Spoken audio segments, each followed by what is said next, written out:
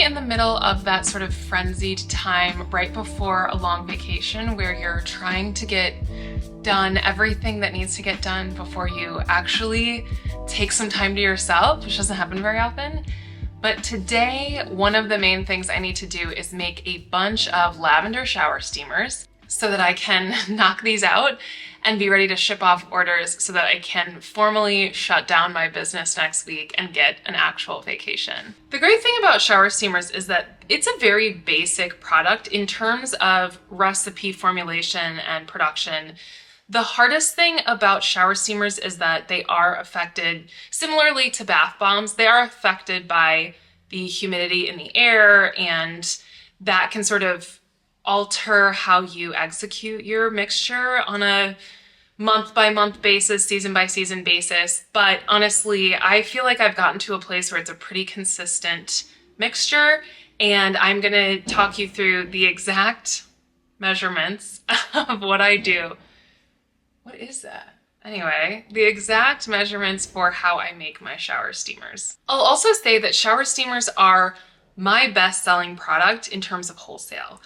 They also might be my best-selling product overall, but I feel like in person I sell a lot more candles because you can smell them. But my shower steamers are lavender and tea tree, eucalyptus, and mint, and I think those are basic enough scents that when stores are purchasing from me, it doesn't feel like a risk. Like, people know what lavender and tea tree, eucalyptus, and mint smells like. So the other reason I think they're such a huge seller, especially for the types of stores that I work with, is because it's such an easy gift to give somebody else. And part of that is my packaging, which I spend a lot of time on, and I do spend quite a bit of money on because they're a little bit higher end packaging. But because of the way the finished product looks, and because it's an item that pretty much anyone can use, I mean, most people shower. Obviously, I'm sure there's some exceptions, but if you're trying to figure out what to buy somebody else, a candle might be a risk because you don't know what kind of scents they like. Perfume is risky because it's so personal. Reed diffusers, you don't know if somebody likes reed diffusers.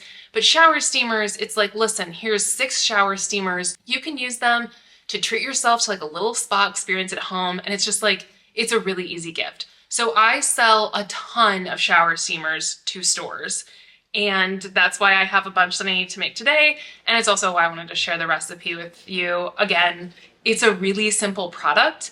I think the main things you have to figure out is what shape am I making them? I do like a circular tablet. I've seen like square cubes that I think look really nice. Those are kind of the main options. Some people do there's like little flower hand presses on Amazon that make it like look like little flower, very cute. But regardless, it's like you got to figure out your shape, your scent, and your outer packaging. And I think that that's where mine end up selling a lot, is because most shower steamer packaging that I see is like a bag that zips, and depending on how you do it, that might not look as elevated as what I end up doing, which is, hold on, let me grab one. Mine look like this. I don't know if it'll zoom in. Also just put a photo, but it's just like these look really nice, like all lined up on a shelf in a store. And then they've got like the little detail, very botanical and fun. And yeah, they're just like, they're kind of what's propelling my business forward at this point, because it's so much of what I get ordered through Fair. So just letting you in on that little detail if it's something you want to pursue. Now let's get down to the actual recipe. Anything bath bomb or shower steamer related is a pretty standard 2 parts baking soda to 1 part citric acid. And then there's add-ons that you can put in additionally. So for 1 batch of my shower steamers, it makes 24 individual tablets. And then I put 6 tablets in one of those tubes. So I get 4 tubes per batch of shower steamers that I make. I put in 22 ounces of baking soda, 11 ounces of citric acid. I also add a little cornstarch as a caking agent just to help keep the mixture together. It doesn't do anything for the effectiveness of the shower steamer. It just helps it clump and like stay together in its shape. So I think I do like 3 ounces of cornstarch per batch. And then beyond that, I do with these measurements, I do 1 ounce of essential oil. So for my lavender shower steamers, it's just an ounce of lavender essential oil. And then tea tree, eucalyptus, and mint. I do mostly tea tree. I think I do like half an ounce of tea tree and then like 0.3 ounces of eucalyptus and then 0.2 of spearmint essential oil. I don't know, whatever. I'm not like super specific about it because the shower steamers just need them to smell and release the smell, and that works out. I also add like a little cap full of witch hazel, which partially activates the mixture. It does start to fizz up, but I mix it in quickly, and then it creates enough wetness in the mixture to hold the shape when I press it. One thing I'll definitely say, if I use a bath bomb press from thebathbombpress.com or whatever the website is, I'll link it in the description. Before that, I was using a hand press that I bought off of Etsy. It's like a 3D printed mold, or a 3D printed like 3-part thing. And the difference between a hand press and a pressurized bath bomb press is, for a hand press, I find that a slightly wetter mixture performs better with those. I think if it's too dry, it's really easy for it to fall apart when you release it from the mold. And I think it's because, like, if you think about it, like the amount of strength that you can personally use to push together those pieces is not as much as a pressurized machine. And so you need it to be a little bit wetter so it holds together better. On the flip side, with a bath bomb press, like I said, the one with I use a pancake compressor to connect to it.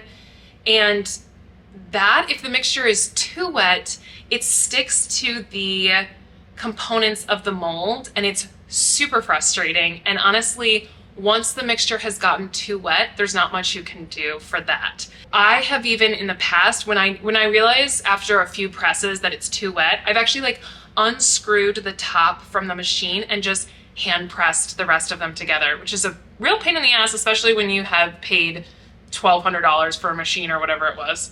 So start drier if you're using a big press like this, and then you can always add liquid to a mixture, but you can't take it out. So that would be my advice depending on which tool you're using. If you do a small amount of these shower steamers, those hand presses work really well, and you can get a bunch of different shapes. They're cheap, it's really fun, but the bath bomb press was an investment that I felt was absolutely worth it and has continued to prove its worth to me as my business has gone on. And it is an investment because it's expensive, and the molds are very expensive. So every time you want to buy a new shape, it's like $180 to $200. So that's tough. But I love it, and it's the only reason I can maintain the level of shower steamer production that I do.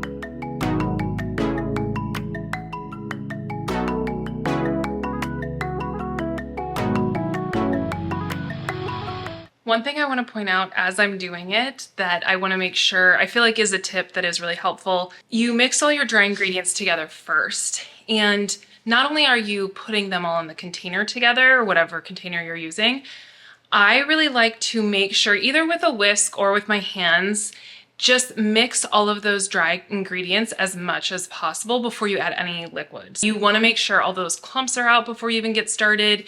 You want to make sure that the mixture is as combined as it can be before you add any liquid. So that's what I'm doing now, is just sort of combining the dry ingredients with my hands before I'm ready to add any of the liquid.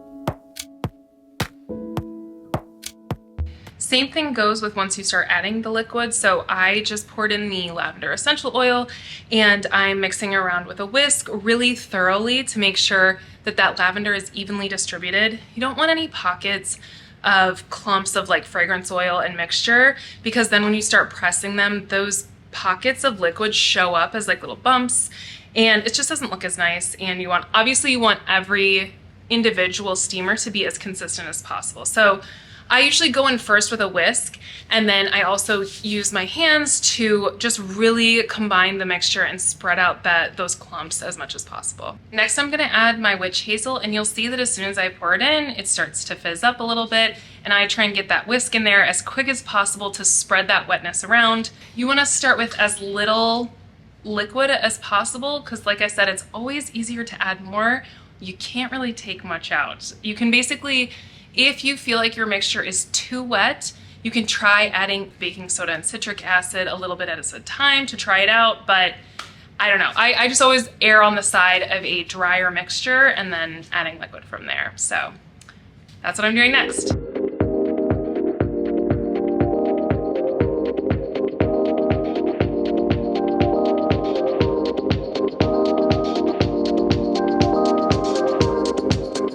As you can see with my hands, I'm sort of clumping bits of it apart and letting it go to see if it holds the shape of the clump, because that's when you know it's ready to start pressing. So you want it to feel a little bit like kinetic sand. If you have a kid that's played with kinetic sand, you'll know that sort of like that wetness that holds a shape but isn't too wet where it's like sticking to anything. As I mentioned earlier, I use the Bath Bomb Press. It's a really great product. I really love it. And it's easier on my hands. I feel like when I got to a point where I was making a lot of shower steamers at once, your hands get so sore from using a hand press.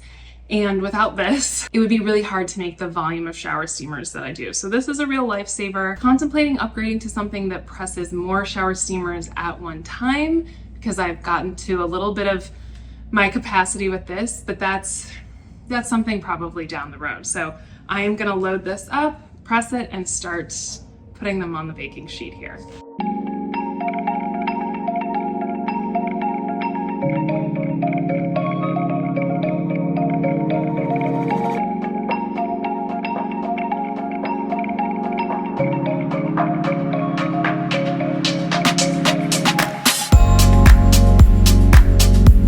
As you can see, I finished my first batch. I'm now just gonna go through and repeat the process again because I need 8 tubes of shower steamers and that was only 4. You also got to see what it looks like when a steamer does not press properly and you go to dump it on the sheet and it just sort of falls apart in front of your face.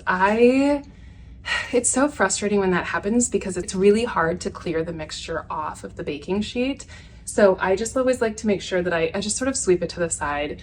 Usually it's not a huge deal. I try and get as much of it as I can back into the bowl to use, but there's always a little bit left over. And I will say that if that happens multiple times, it does mean your mixture is too dry because it's not able to stay together when you release it from the mold. So that might be a sign. If it happens multiple times, it might be a sign that you need to add a little bit more witch hazel or water to your mixture before you keep pressing. Luckily, this only happened once, so wish me luck with the next mixture. I hope this video was helpful for you. If you have any questions about shower steamers, please feel free to leave them in the comments and I will try to answer as quickly as possible. Sometimes that quickly is not quick, so try and be patient with me, especially because I'm about to take a week off. But this is how I make my shower steamers. It's my best-selling product. I highly recommend trying it out if you are a maker yourself, or even if you just want to do some at home for yourself. It's like a really fun thing to do or to gift to friends or your kids' teachers. It's just universally seems to be a hit, at least at this point in time. So thank you so much for watching. Feel free to subscribe and I will see you in the next video.